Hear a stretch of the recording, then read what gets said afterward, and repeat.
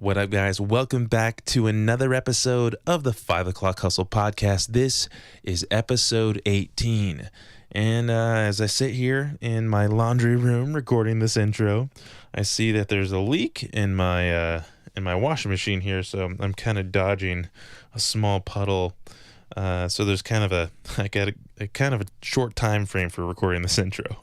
But anyways, I hold this episode really near and dear to my heart because I have my other crew, my other 5 O'Clock Hustle crew, the Mayview Studios crew, come in today. And, you know, these guys, I've been working with them for a very long time because some years ago we raised a fair amount of money to film a pilot episode called Noob Camp, and we just wrapped up post-production on this puppy, and we were doing commentary and stuff before we recorded this. It's kind of the reason why we're doing the podcast in the first place, because we all got in the same room for the first time in a very long time.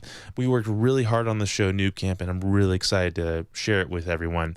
You can actually go to our website on my bio page, Chris's bio page, and you can see the trailer for the show. And if you want to get updated on when we actually release the show, I'll announce it in our newsletter. So sign up on our website at 5o'clockhustle.com and just click subscribe to get hooked up on the newsletter. Anyways, we talk about a lot of really neat stuff, including the journey of doing the Kickstarter, why we actually pursued this idea, and the just general craziness of running a film set. So I'm really excited for you guys to hear this episode. Go and check it out. Remember, leave us a review on iTunes. Thank you for everyone who already has. But anyone else that hasn't, keep it coming. We really appreciate the feedback. Okay, let's just get this thing going. Keep hustling, everybody. And Dre, start the show. 5 o'clock hustle. 5 o'clock hustle, bro. 5 o'clock. 5 to 8, 5 to 12, 5 to 3 until you get back up the next morning, man. Every week I got a new idea. And that's what it always is, right? It's crazy. 5 o'clock. I was doing that in 2005, but everybody thought it was weird. 5 o'clock. Thus, the side hustle was created. 5 o'clock hustle podcast. Man, they're having so much fun.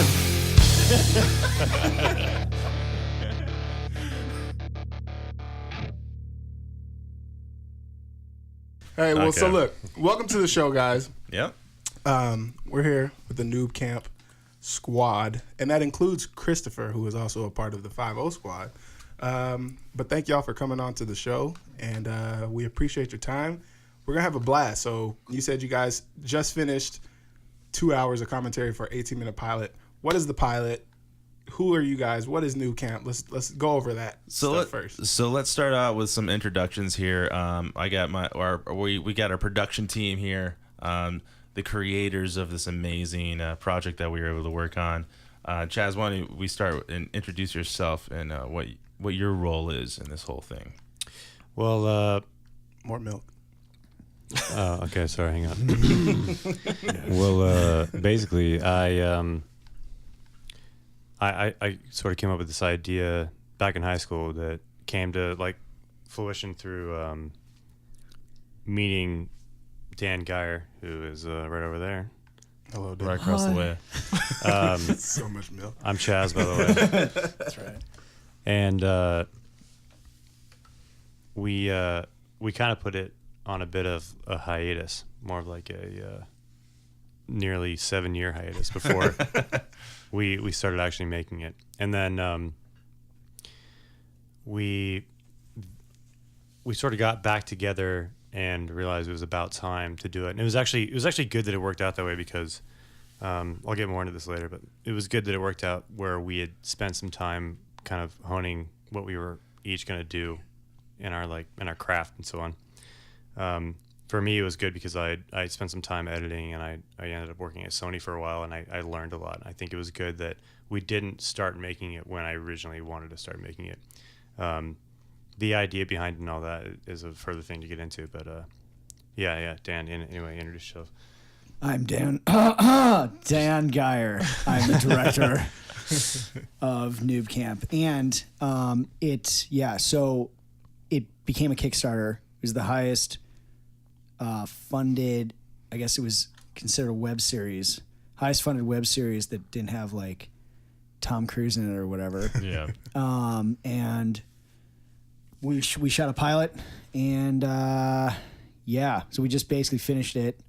And we just filmed we recorded the commentary on it, and now we're doing the podcast. Yeah, the podcast. We're gonna ship this over to the backers too, because we need to give them some things.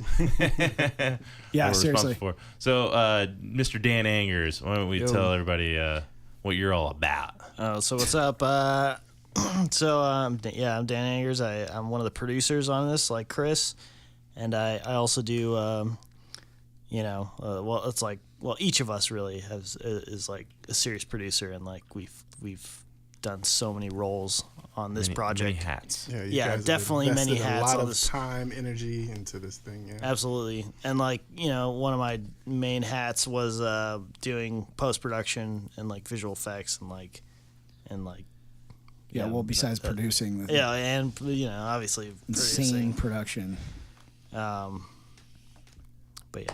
So yeah, just so the listeners know, we put this Kickstarter together for this film called Noob Camp, and you're gonna be able to learn a lot about it. You can go to the website right now, and you can see the trailer for the show. But I just going throwback and to just jump into the conversation of like the birth of this thing. I just remember the day. Because I've known about Noob Camp for a long time. It's been something that's kind of going around Chaz's head for like you said, since high school for like 40 years or something.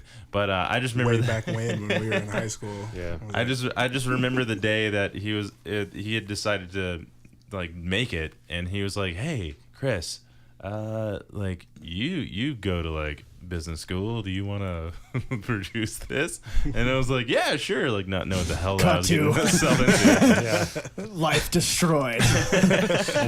And just to give some background on our relationships, I've known Dan Angers and Dan Geyer for 11 years now.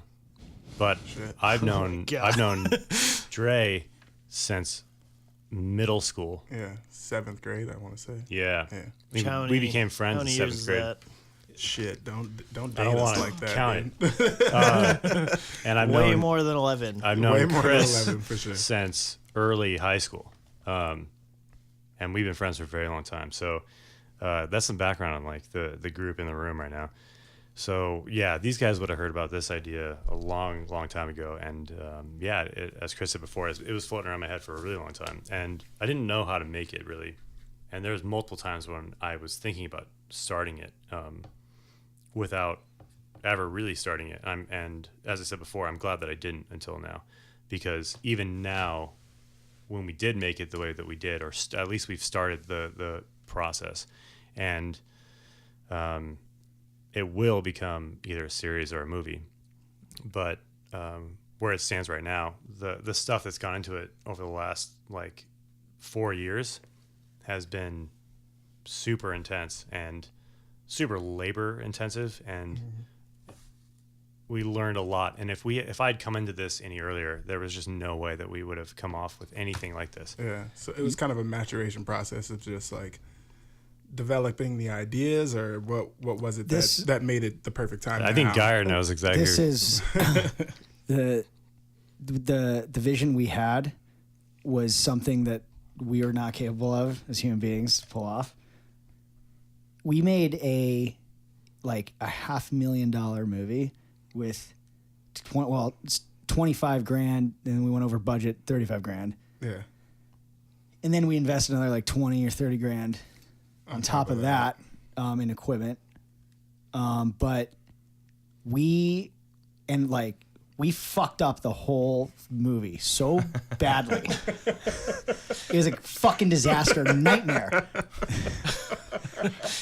And we died horribly making that movie.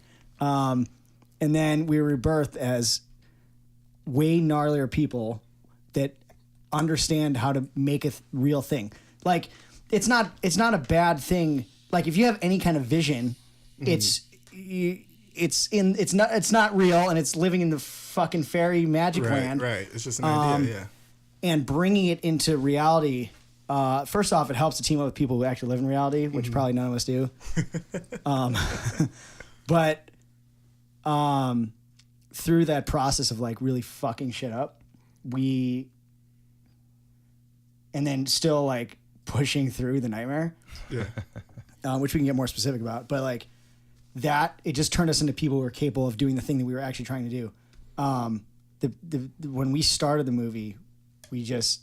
I mean, it's good too when you're too stupid to know. Yeah, because if you knew how horribly painful doing the impossible task was, you would never do it. So anyway, we pulled it off finally, but we had to murder ourselves horribly. Why did you want to make the movie? This is a good question. No one's ever asked me. Actually, initially, I didn't want to make the movie, and then I was like. Fuck it. Let's do it. Because Chaz had brought this up. There's gonna be his thesis in film school, and then fucking what's his face from Chaz is telling 5 Second Films. So Chaz is telling me this story for his idea, which was like the initial thing that I thought was interesting was there's kids in North Korea. Or sorry, South Korea. There's kids in North Korea, but we don't know what's going on in there. Poor kids. They're and their faces are on the side of airplanes, and they're like LeBron there, but they play video games. And I'm being like, my God, that's crazy. So that's why I kind of wanted to ask, because you came up with this idea in high school, right? Like it was kind of the inception. Where was gaming at that level at that time, or did you have like a foresight? Just in Korea. Well, I wouldn't say I had a foresight. Just in South Korea. I just had this idea that like my original idea was sort of an idea. Now it's not anymore, because we're talking literally 15 years later or something. But at the time, someone was talking to me about this article that they had read, and I started looking into it, and it was about these gamers in Korea.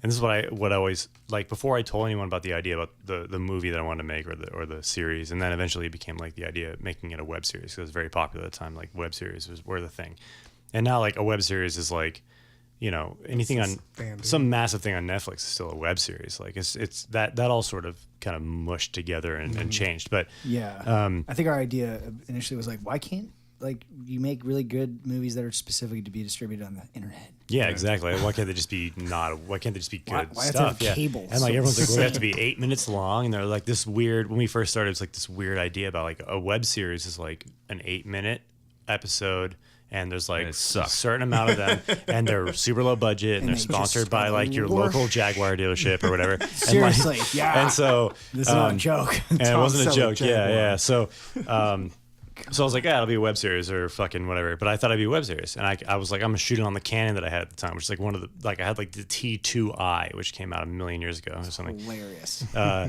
So basically, the idea came to me when I heard this idea. So this is what I heard. South Korea was ruling professional gaming. And there was these guys that were making just tons of money and driving around like supercars, and their faces were literally, as Dan said, pasted on the side of airplanes because they were these they were the equivalent of like any really big superstar. And they would pack stadiums at the time, and we're talking about like this is like 2004, right? And so I was like, man, wouldn't it be crazy if the whole world looked at it that way? And that's that was my thought. Like, wouldn't it be cool to just made a show the whole world accepted the gaming community and like gaming as a sport in that same way? The other thing that really interests me about it, which I haven't talked about in a while, but I told these guys right away, was this idea of it. And there was a couple gamers that I knew about that were the best in the world, and everyone knew they were the best in the world. Now, at that age, even for us, we all played video games, right? Mm-hmm. Everyone has access to that. Like everyone plays video games, and this idea that there's a single person that is the best by some large margin at this game that we all can get our hands on and play very simply. Like maybe it was at the time, I don't know, games were like $50 then. They've moved to like, they moved to like 65 or 100 if you're going to buy the bonus package or whatever. It doesn't matter. So it's not like, it's just the whole world really has an access has the access to play a game. Yeah, it's not like you have to be born like with the body to Exactly. play basketball Right. or Like- whatever. Or So- comparatively, you don't have the opportunity maybe to The opportunity as go well. to a gym So- and like practice boxing. Exactly. All, Like Now, this grandmas is what I could talk buy about. a Wii and like be great at Wii or whatever. Yeah, exactly. So it was like this bigger pool of people that you have to stand out at. Like the best boxer in the world, maybe a dude that works at Costco right now, or the he's best never- sprinter right, in the he's world, never- yeah. maybe a dude that runs His a car name dealership, Usain Bolt. or well, yes, I know what you mean. I know. thank what you mean. yeah, that dude is obviously a freak of nature. But that's the other thing. Is like they didn't expect his body type to show up. Right. Because 6'2", or he's 6'3", Yeah, or it's 4. like 6'3" or 6'4". Yeah. He might be he's really tall. Yeah. Because like a lot of sprinters are a little bit shorter usually than like even some of the middle distance dudes. So like if I could be incorrect about that, but anyway, everyone said his body type usually isn't good for sprinting, which is why he has a bad start. But it's like his end game is Is what- incredible. yeah. Yeah. So like he was in a place in his life where he was able to find a coach and run track. So and he stands out beyond everyone by a large margin. I mean, sprinting like 1 footstep's a large margin, but that dude can like half-ass the last part of a race and win. So yeah, which he's done. Yeah. yeah, which he has done. So the interesting thing for me was like, what makes these pro gamers stand out amongst like just truly millions and millions of people at the same game? Like there are so many people that play Counter-Strike, and then there's one dude that will be the leader of a team. For some reason, has just faster reflexes, has just better ability, has like better awareness, is always doing the right thing. And it's clearly miles above everyone else. And it's more people than a sprint. Like there's more people involved in that game than there are in track. Right. There's more people involved in that game than there ever were in boxing. And somehow everyone goes, that dude is the best that we've ever seen. And it's even more wild to me in a way than a lot of like the incredible sports athletes. So I thought, what if a show revolved around the whole world accepting gaming as a sport and a guy that was that special in it? Mm-hmm. So two interesting things that I think people kind of relate to. Because like when I thought out the idea, it feels really good. Like we all watch the best. And we all talk about who's the best. Yeah. And like when people fall from grace, things like that we've added into the show. Those sort of things interest me. And if they can't just interest me, you know what I mean? Well, plus like from a producing a movie perspective, it's like you're always looking for a new world to bring an audience into that they're not familiar with that exists, and like now you get to like bring them on an experience into a different world that they have no idea about, and it's like that's a perfect one. I think it's a great concept because, like you're alluding to, you have these people who are these polarizing figures, like say LeBron James or Usain Bolt, things like that, where they're just like in our minds and in conversation at just at the table, at the bar, barbershops, wherever, you're like, he's the best player in the world. But there's always but what about so and so? He does this better. He does that better than him. In this kind of scenario, like you're saying, and I think in gaming just in general, like for someone to be that amazing at a game, like I would think like the developer would be the best person at it. But there's would think that. But there's someone who like, no, fuck you, developer. I'm the best. Like, and they're miles ahead of other people, so it's even more polarizing because that's a level that like a lot of people don't get to experience, whether even if it is like LeBron James or Kobe or Jordan, whoever you regard as the best, that's a level of experience. Like I am the only one in the world that no one can beat. You know what I'm saying? Like at any given moment, LeBron can go down. At any given minute, Usain Bolt can go down. But at this, in your guys' world where you're bringing it, it's like these people are like godlike and they're almost invincible, But then there also is there's the I guess the feeling of maybe there is someone better, but they just don't have the access to it as right now, like you're saying, the boxer at Costco. He doesn't have the access to the gym or the trainer or whatever. So I think it's a very interesting, and I think that makes it good for what you guys are doing and making it a show, and it could grow into a lot more. So now let me allow me to kind of segue this a little bit because I think it's like an interesting point that this world is brought by like like you say, like this whole gigantic pot of people, and then singularly like being able to be filtered down to the elite. But like in our case, like making a thing that we were allowed to do, not by our own volition, but by the volition of hundreds of people who wanted us to make it.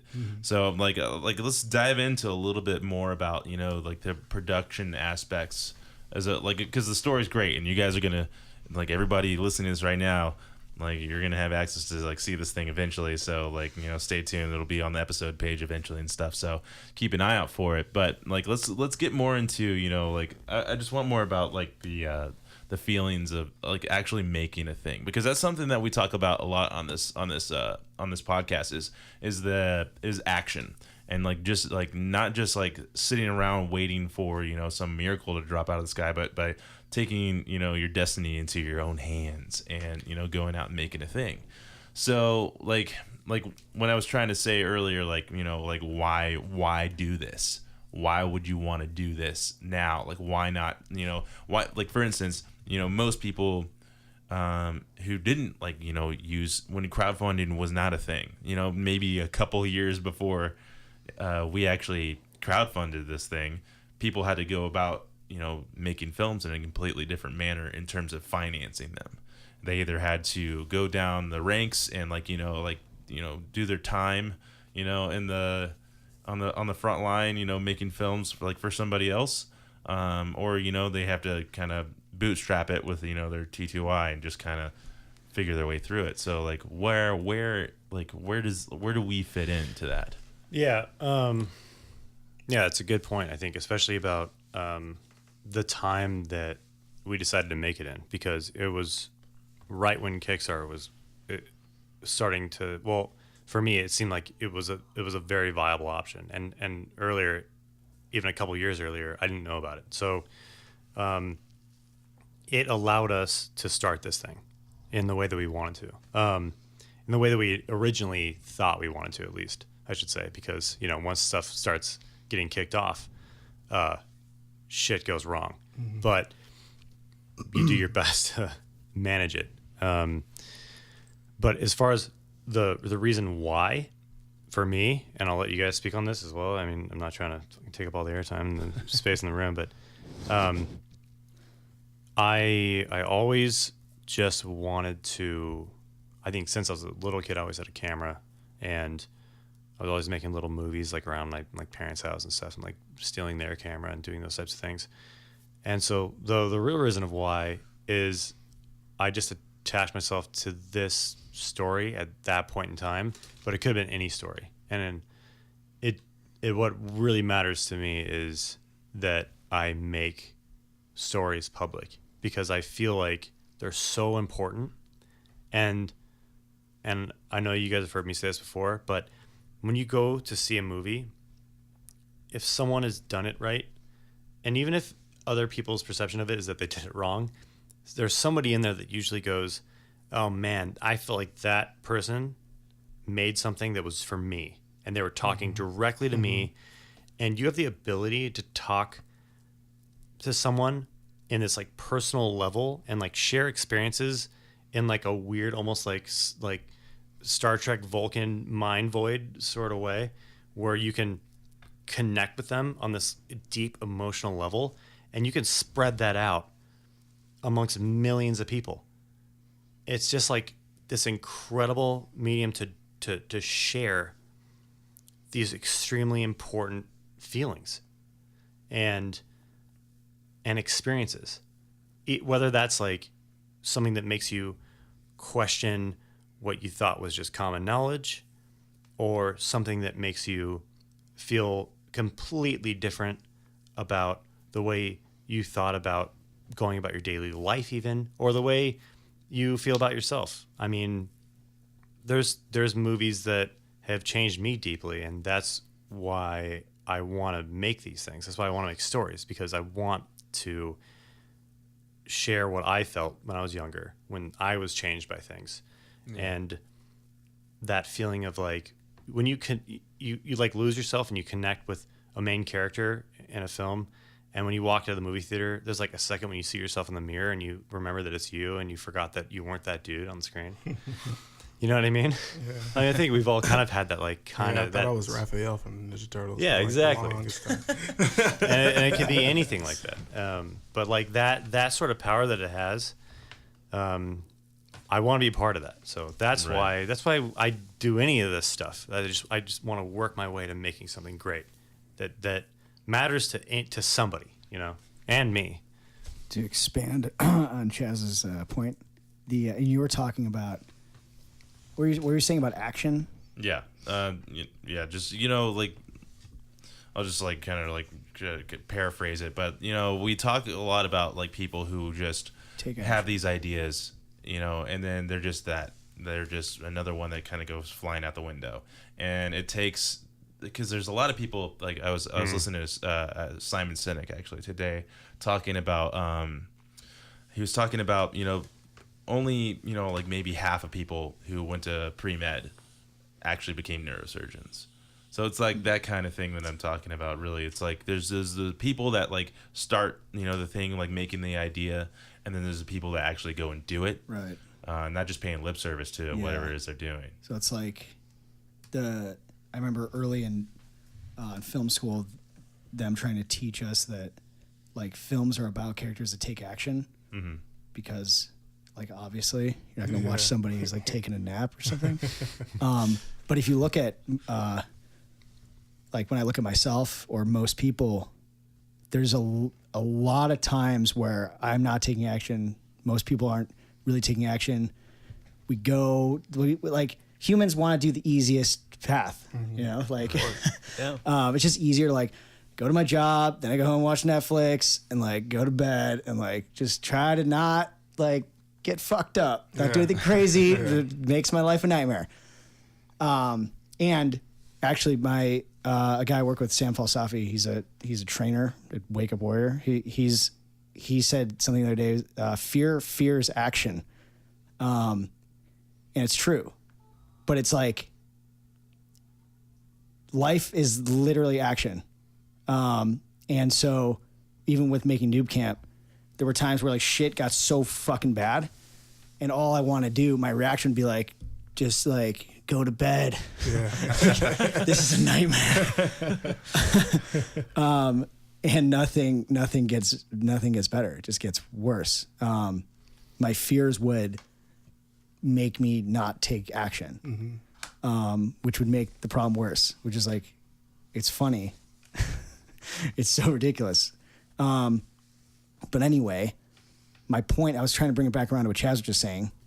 Like the like value films add to society. Everyone's like, oh, it's entertainment. Oh, geez. Which I just use as example as, you know, watching Netflix and sedating horribly, which is true. But generally, it's like the societies that didn't have storytelling. They like fucking crumbled horribly. It's really hard for people to take action, so most people won't out of fear. But they're psychologically, if we don't go into the darkness, like we'll blow the fuck up. Yeah. We have to go to the darkness and we have to be murdered, and then we grow that way. So the secondhand experience from not having a real experience is somehow experiencing a story, which films now is like probably the most advanced. You know, before I'd be like, let me tell you the story. Yeah. But like a film is really a passive experience. And it can take people down this path into the darkness where they're murdered horribly. And then, like I was talking before, we killed ourselves. We went to the darkness of making Noob Camp, and the darkest pit ever. No one knows. And we came out the other side with the larger capacity to make the next thing, which will be 8 trillion times better. We return with the elixir. Yes, exactly. We distribute it to our people, or we say, you know, screw it. The most characters go like Frodo's off into the abyss because he's like, this is a nightmare world. I need to get the hell out of here. And I think it's a great point that you guys are all mentioning. You know, the feeling, the emotion that you get from the movies, like the movies, you know, showing you the characters going down into that dark place. Because in your actual life, like Chris is mentioning, you know, there's a lot of, you know, I hear it a lot of times. They say paralysis by analysis. Like you're overthinking stuff to the point where you just stand still. You know what I'm saying? And you're just like, and I've done it myself, like in music and things like that. I'm like, this sounds terrible. I should have said this. I should have said that. And then no songs are getting made, or no movies are getting made. And exactly. and movies are a visual representation of like what people can actually go through life. And I think that it's a great point that you're bringing up. You want to make, 'cause I mean, just for example, the Black community had nothing. They didn't want anything to do with Marvel until Black Panther came out, and now Black Panther's out, and they think that they know like everything about African culture and I'm an African American, so I was kind of jazzed about it too. But I'm a Marvel fan, you know. So, but just the emotions that it brings out of people, they're like, we need to go back to Africa. It's Wakanda forever, and this, you know, like, and it's just it's a whole movement behind just this movie, and like. It's not like a Star Wars or like a Harry Potter type thing. Like, this is an actual tangible, this is a real thing. Like, I'm going to start a business now. And, you know, and it's empowering, you know, the African American community. And movies should do that. You know what I'm saying? Like, maybe not to that extent, but Right. like they should make you feel some type of emotion where you want to get up and take action and do something, you know, and a movie as, you know, the story of Black Panther is what, from the 70s or the 60s It's or an something? old- it's an old comic book, yeah. And it's just Older. now being brought to like light within the Black community, and it's empowering them to want to go do actual things in real life, like not just, you know, It wasn't just like Superfly. right. It wasn't like Shaft, you know what I'm saying, or like, you know, Shaft. Holy crap. it wasn't Shaft. Like, it wasn't, you know, it's a thing that, Ooh, and he's I a see it a man. lot in the. Loved by his brother man. You damn right. No, but I think that that's important for films, and I think that it's important that you guys are doing that with what you're doing, because, like you said, it will inspire someone to actually go in their life and take action to go do something, or to strive to be the best at something, to be the best in gaming, to be the best in writing, and to be the best in, you know, physical, you know, whatever, science, whatever it is. But it just gives those people something to hitch their wagon to and be like, that dude I identify with, and I'm going to be like him, and I'm going to go out and I'm going to take action. I'm going to do it. So I think it's great. Right. Yeah. I think it's great. And like nothing against movies just to burn time, because like we all watch those too. Like I watch romantic comedies, and like I'll watch Shout out whatever. to Owen Wilson, dude. Yeah, dude. That was like Wedding Crashers is my Sleepless in Seattle's in my top 5. Wedding Crashers is up Crashers there is a for me. masterpiece. Yeah, it's a masterpiece. But like, yeah, I mean, I it's not for me right now, and it probably won't be for a bit. I think I want to make movies that I think have a thing. You know, not just a thing, but like, you know, something that That tells a story that you want to tell. well, that'll give someone else the feeling that I used to get. You know, Absolutely. then I haven't gotten in a little while, to be honest. So like, that could be some people saying, well, you get older and you don't get those feelings anymore. I'm like, that's bullshit. No, I still get those. If like the movie hits me right. I agree. Yeah, I don't think that's true.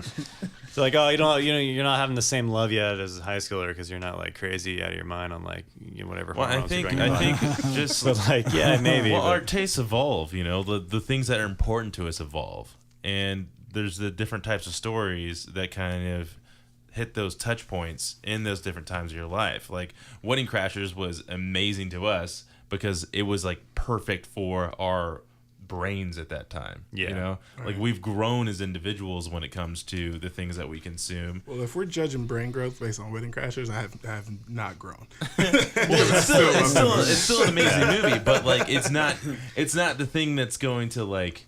It doesn't like you can't watch it today and say you have the same feeling that you had when you it takes you watched back it to the a first time couple when. times. It takes you back to a time when. But yeah, I see what you're saying. So like I think, you know, like all stories, like, you know, they're built for a point in your life. Like I think the people that make them, just like our story, is like built for, you know, what's kind of tough for me and this gets into, you know, what we've made.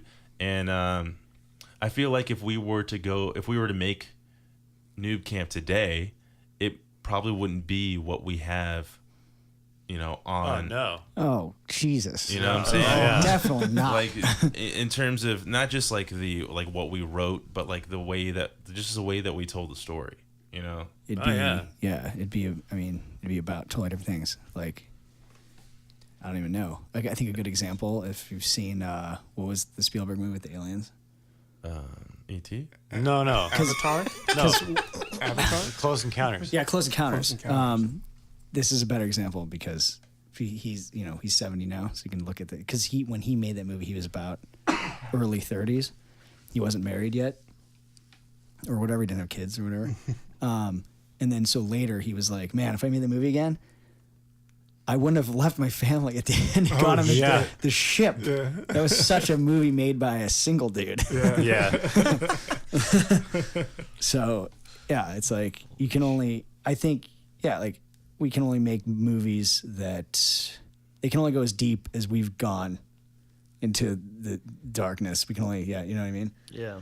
So we can go way deeper. I mean, just think about like George Lucas, and like he's him looking back on making Star Wars. Okay, that's a good example of going to the darkness. Yeah, it's Yeah, literally he like went- I he saw his behind how like the behind the scenes, like everything was great. Yeah, so much fun. Everyone loved each other. Yeah. All lies every time. Lucas had a freaking heart attack. There's one documentary about making Star Wars that I think we all watched like Oh yeah. pretty recently compared to the beginning of Noob Camp. I remember watching that being like, I don't feel so horribly alone. I watched this because it was such a nightmare for Such him. a nightmare. Chris, what tell us about just like production on that. Like I just remember pictures of you looking at pieces of paper, ripping your hair out. Well, like, because like everybody's had their task, right? And mine, by and large, was dealing with first of all paying the people that we hired, which was like always just a cluster F in and of itself because we had like these freaking checkbooks that like we were writing, like handwriting, and then we were trying to print them out of a printer that didn't work, and like these it was like that aside, like I was looking at the money constantly the entire time, and that was kind of my entire focus because I was like, if we can't make this money work for what we're trying to make, and thank you to the backers for helping us out as much as you did, but we could have used a little more. Well, we could have. Thank you, but like maybe. It's like no matter what, it's like we could always use a little more. Yeah. But, $20 billion. Probably could use a couple more Probably use billion. a couple more billion. But if you listen to our commentary, I mentioned our first AD, coming to me every day saying like, hey, like like we could use a couple more hours, and I'm like, we're gonna go ahead and wrap for today. And I was just like, I felt because like at the same time, like I feel like the CFO of a company, it's not your job to say like what is the operations and how and the really the overlying voice of everything's being said. Kind of the person that's saying like, oh well, this is what we can do. Like there's when you're kind of put in that position, it's really hard because you're trying to like especially the position like I'm in, because like I was so attached to it creatively as well, and I'm like, well, like fuck, like I just want to like also make the thing that like that the other guys want to make, but like I'm like here staring at like all of our money flying out the Living in the window. real It's world. not Yeah. financially It's possible. like freaking thrown into the bonfire, and it was kind of a fun trip for my first like kind of, it was the first thing I ever produced Yeah. as a film in anything. Yeah, well, it's like So I kind of want to ask a question about that because, like you guys said, there was a little hiatus, and some things were done differently, now to kind of actually get this thing out and to push these things. So without like shitting on the process back then, but like what I'll changed? shit on all day. what changed? I would have done a lot of was it- things. I would have done a lot of things differently. Like me first too. of all, like Can't even go round table on this we one. learned do it. so much. Like when you set out to do something, like you're setting out to like reach your goal, but like especially when it comes to making films, shit's gonna mess up along the way, and Yes. and like there's tons there's the list is like literally endless on the things that we could have done differently. Right. But that's what a film is, like is really like what you were able to What to you're able to shoot do at the time, yeah. and then like you take that and hopefully you can like mash some stuff together, and luckily we made some moves in order to extend our, and you were like, oh, we bought a camera, like great. fucking best idea ever. Yeah, and Yeah, I remember, for example, my mom, she's worked in the magazine industry for a really long time, and print and things like that.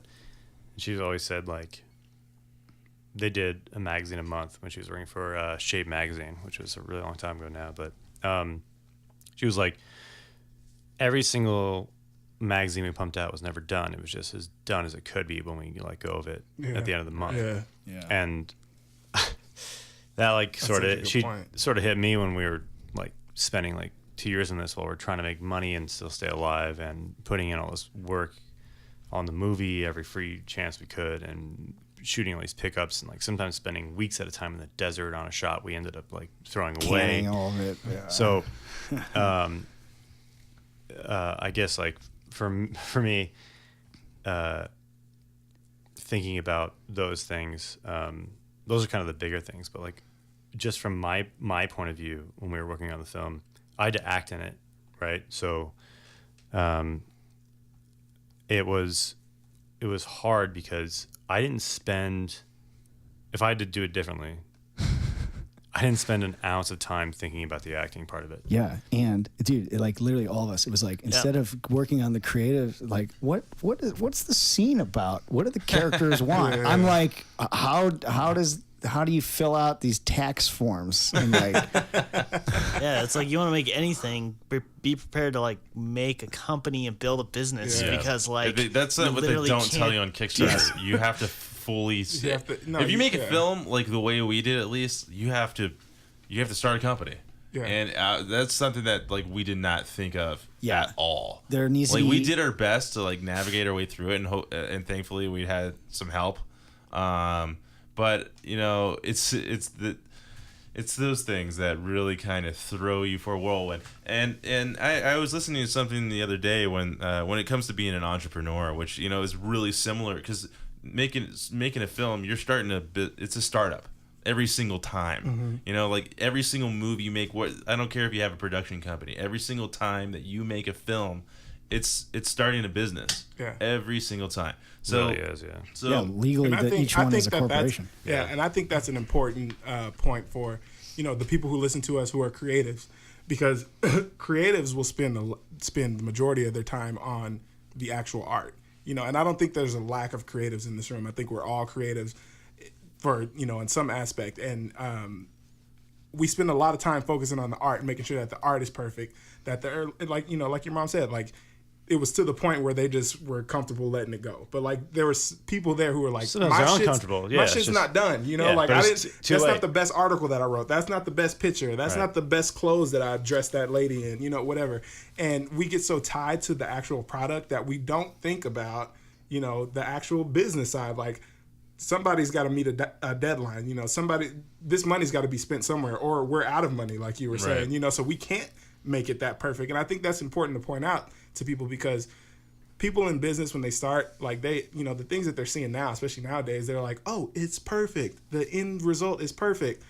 But it's not going to be that way when you're starting your... It'll never. It won't get that part. We previs the film, but we did not previs the production, which is something that we probably could have like spent some time on, really. You know, like figuring out the whole process of like, okay, like this is the story that we're going to make and this is what it is, you know, but how are we going to actually make it from a production standpoint? Yeah, like, dude, I studied like structuring a screenplay and like structuring, you know, like directing actors. So never was I having thoughts of like we need systems and processes and like and like where's our legal there's team? There's got to be cash flow, because so that shit can get done. Like if I were gonna go like back in time and say, Chris, like these are the things that you must do in order to successfully produce a film, like it would honestly be like, you know, like because entrepreneurship is it's you hiring someone, right?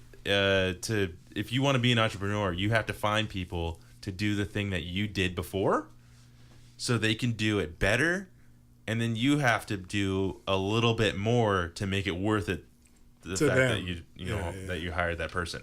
So that's something that we could have probably focused on more, is like figuring out our roles more critically and honing in on our strengths, because what we tried to be like, you know, like like a single cell organism. Yeah, like a one-stop for shop. a long time, Everybody, right? Yeah. Like we were all just trying to like mind meld and like make this thing for like such a long time, and it just wasn't an efficient process. Which, you know, it was good in some aspects, but at the same time, like if I was like, okay, I'm not gonna even like look at the story. Like you give me the pages, and I'll figure out financially how it's gonna happen. Like that kind of thing could have happened more. Yeah, You know? we didn't. Well, you know, it's like how you gonna learn this shit? It's like you said, you gotta die. You gotta die. And Yeah. then come back. Well, so it goes back to Exactly. taking action. Yeah. We took Yeah. action. Yeah. And really, taking action and us fucking up was still better than afterwards. Like, for me, after production was such a fucking disaster. I lost my like self identity. I was like, I'm such a fucking idiot, failure, and like spiraled into like this depression. Which is horrible because I thought Dan did a great job afterwards. I was like, good thing it was Dan. Such a gnarly depression. And then yeah, Chaz is like, he's the best. And you're like, I was like, he's the suck. best, but I was napping because like it was 4 days of straight Diet Coke. dude, that was Yeah, baby. So like having the pressure of the money burning and the people dying and like all that stuff, it like forced us to take action. And like, yeah, all our actions were horrible, like fuck ups, but like it's just, shit was still moving forward because it'd be like, oh, that's horrible. And then we'd like course correct and like, oh, that's not right. Oh. But then after that passed and we like shot something that was depressing, like shit just slowed down. And then we started getting caught up in all this other shit that we failed to like act on. Like, how does the IRS work? And like, However, bills. Still don't know. We went wildly over budget, and then and then like everything slowed down to a death crawl. And for like young filmmakers trying to figure out like what the fuck we're talking about right now and why we're saying it's just a nightmare and over again, we were dealing with a very large crew, very bulky crew, hard to move around. And we wanted to shoot 3 setups a day. And we wanted to shoot a ton of setups a day. And obviously we couldn't pull off what we had planned. Yeah, that's how this fundamentally started going into a place that was really hard to deal with. Yeah, hold on, let me subdivide what you're saying a little bit and then continue. Which is what he's saying is we had spent $35,000 in 4 days of production, and we were shooting setups that were insane. And a setup is every time you move the camera, but like if you look at our movie, it's every shot is so complicated. And because of the big movies, they shoot 3 a day. We needed to shoot like 40 a day. Jeez. So we didn't want to shoot a movie where it's just like a shot of Chris' head talking and then cut to my head talking and then his talking and then Chaz's talking, Dan, Trey, and then the movie's over. Yeah. We're shooting a movie where like, and then the camera's flying sideways at 100 miles an hour while, and it's raining and there's lightning and the girl's crying with you cut to the wine glasses and then the dolly of the, you know, there's This isn't an exaggeration. This is all real. Yeah, this is all exact and shots. He's going like, These are all, trust me, these are exact shots from so the like, and film. every time you move the camera, like, okay, now we got to rip all the furniture out of this room, move it to that side of the It's room. and unbelievable. We were bring the- like throwing pianos around. Yeah, okay, move the piano, and then like, all right, we need to get the 12 5Ks moved in. Like, and you the think you're just gonna crane. like shoot in a pool and like next to the pool, like great, this is gonna take 15 hours. Yeah, like they gotta light so that the no pool. one dies Yeah, and with then, a like- mic on them. Yeah, exactly. So anyway, that's what Chaz is explaining. that why 15 it was so underwater slow. lights. Yeah, and like get the. We're like, why can't we just film the pool right now? I mean, we Like, get- knew what we thought we knew, yeah, and we like, did. Oh, get the wetsuit guys in there. We put a bunch of apple boxes. Let me just tell you something. in If the there's pool. one lady in a pool, there's 3 dudes with wetsuits in the pool holding her butt cheeks. If you want to if you want to make a movie, just understand that like you want to have like, oh, I'm just doing a Miley Cyrus scene where everyone's in the pool with our film camera.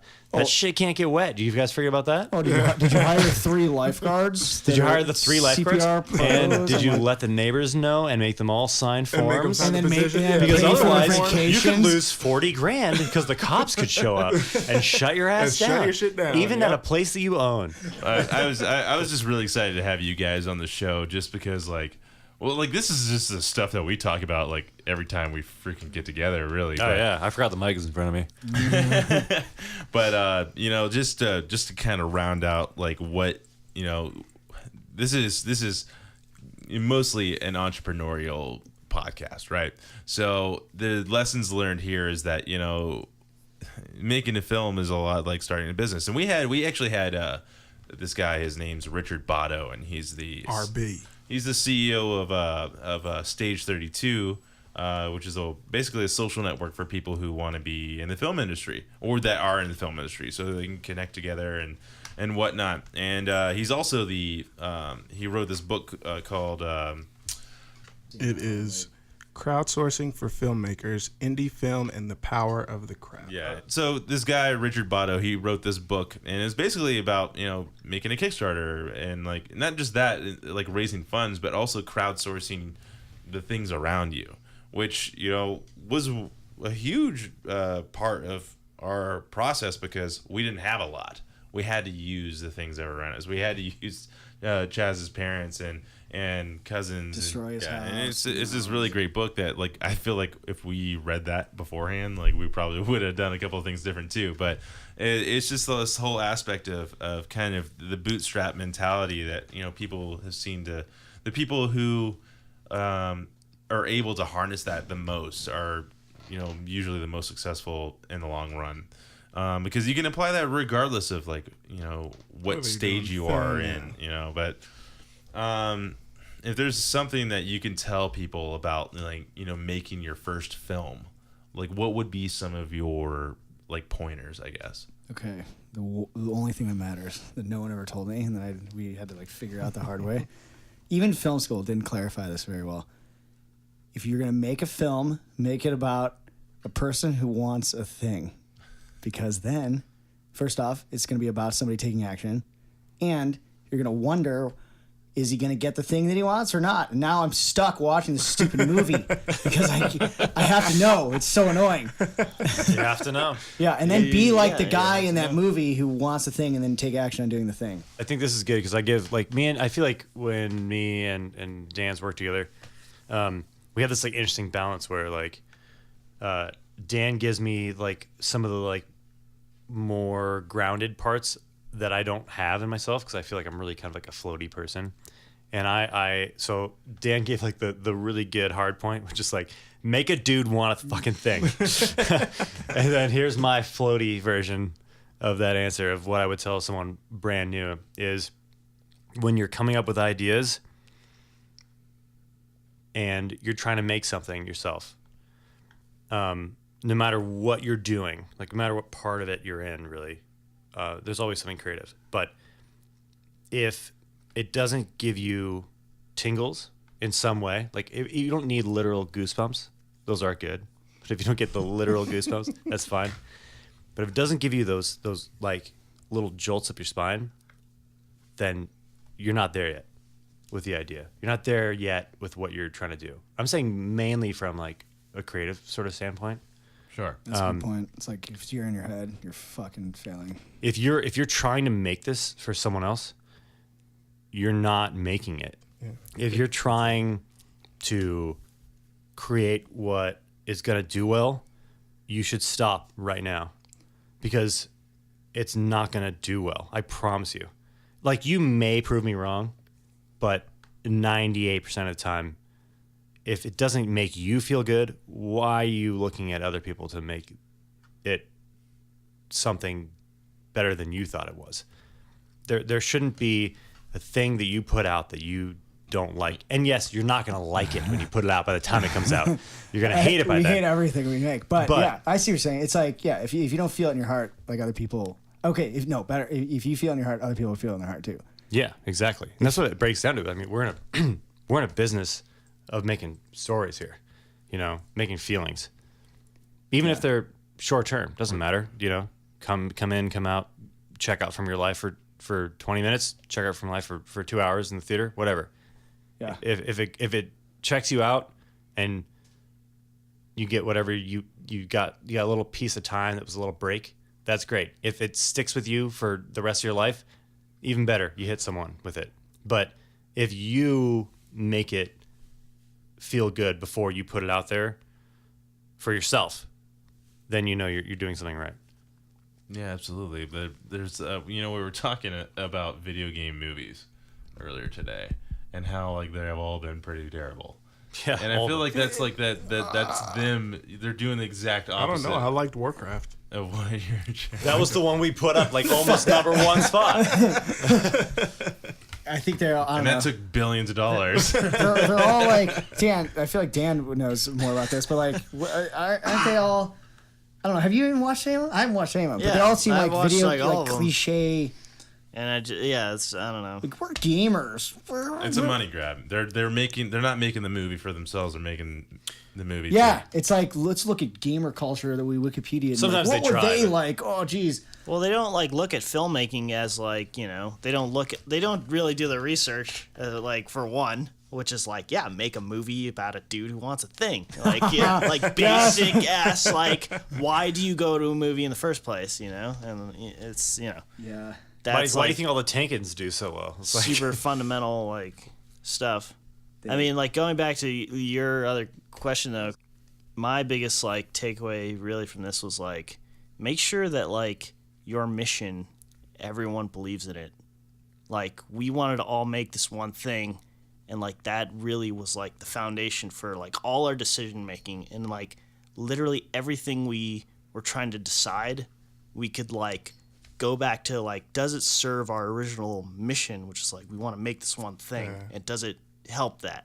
That's huge. And like, It's that anchor point where you guys can go back and that everything that you're doing is rooted in this one thing right here. yeah, absolutely. So whenever anyone gets, or if anything gets off course, and you guys recognize it, you can go back to this one point. This is the reason why we're doing it. And really that translates to like a business as well. Yeah. If your business has a good That's life, mission yeah. that like everyone can be like, oh, this is why we're doing this thing. Yeah. Like all their decision making falls back to that. Yeah. I mean, and I think that just it's a life thing in general too. Like your point earlier, about the feeling and the emotion, you want someone to identify with that. That can be your anchor point. And for me, as a musician, as an artist, and just a creative in general, that's an anchor point for me. it's even more direct. We get to it in different ways, but the mission is the same. Yeah. And I think it's great. I think it's great. Yeah, I think too, like what you're saying about the vision is crucial to assembling like a larger team. It was like because like people like Britt showed up and like Justin, people just come and just would work on the movie. Like Yeah. weren't paying them. Like that's how Just because they believe because in we you had guys the, and the stuff. vision was Yeah. clear Yeah. and we would paint it daily to everybody. And then during the dark times when we stopped painting it, people would just run for the hills. Yeah. I thought you were going to say very they would clear. bring us back to it. Nope. Because it must constantly They're like, be now we're painted. fucking out But of it here. made it so much more clear for us, and we constantly questioned ourselves, like, oh, we still believe in the vision? Like, yes, we do, and like it kept us going through the darkest times. Yeah, we'd see little pieces of it again and go, "Oh shit, yeah, we have to keep striving." Because we kind of lose it at bits. Yeah. And times that's the thing that I think is important too is like the ability to still hang on and knock it out, It's just like it's like grind it out. It's like the difference is literally like how we react to a situation. It's like shit's gonna get fucked up, and it's just like how are you gonna react? You're gonna That's turn gonna into be a depressed, sleepy person. That's gonna like be I the did. intro clip for this. You're gonna fucking die, bitch. It all depends how you react to that shit. Yeah, You go down a blaze of glory, I or love that, man. I love that. Well, like I just want to anybody listening to this that is interested in maybe making a film, just go do it. Like I don't like if you feel like it, because it's something that we all can do now. Like we have the phone in your pocket that you have right now is an amazing camera in and of itself. And if you want to make a film, just go do it. Don't wait around. Don't let. You want to make a chair? Go fucking do it. Yeah, dude. you Just gotta- go do it. Yeah. There's some person I heard today say that like people who like want to kind of like be your like quote unquote mentor, which mentors are very important, but people who always want to play that devil's advocate role and saying like, well, what if this happens or what if these things, and then the guy said, the devil's doing fine. It doesn't need another advocate. Yeah. Just go make your thing. Go and do your thing. Yeah. And so that's the message I want to send to everybody. And if anybody has a project, something like what we've done, we put up this thing on the website. It's called the Corkboard. And if it's a really cool idea, and like you're not some giant company, we love to promote you at no cost to you. It's just something that we do to give back.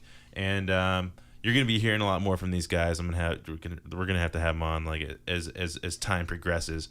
But because we want to take you guys along on the journey along with them, because I think it's such a great project that you guys are doing. I think it's from where you guys were to where you guys are now, like it's a story within itself, and I think it's a story that needs to be told outside of the story of Noob Camp. I think just your guys' story needs to be told as well.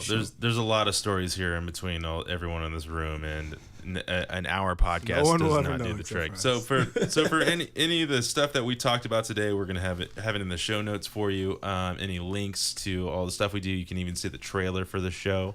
And also, if you sign up for the 5 O'Clock Hustle newsletter, you'll get an alert for when you can actually see the film. So go and check that out. You can find all the show notes at 5o'clockhustle.com/noobcamp.